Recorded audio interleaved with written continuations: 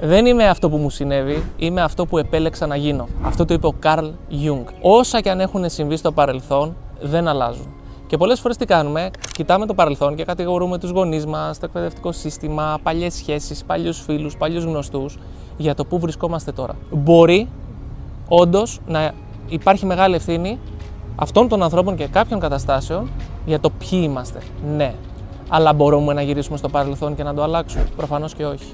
Οπότε, ή θα αναλάβουμε την ευθύνη από εδώ και πέρα για να φτιάξουμε τη ζωή μας, ή θα συνεχίζουμε να κατηγορούμε φαντάσματα του παρελθόντος και να τα κουβαλάμε πάνω μας και να μην επιτρέπουμε στον εαυτό μας να πάει παρακάτω. Μπορεί να μην φταίς για ό,τι σου έχει συμβεί μέχρι σήμερα και πολλές φορές μπορεί να μην έχεις και την ευθύνη για ό,τι σου έχει συμβεί μέχρι σήμερα. Έχεις όμως την ευθύνη και έχεις και τη δύναμη να το φτιάξεις, να το αλλάξεις, να το βελτιώσεις και να πας εκεί που θέλεις από εδώ και πέρα. Δεν αλλάζει το παρελθόν, αλλά μπορεί να σχεδιαστεί και να δημιουργηθεί το μέλλον.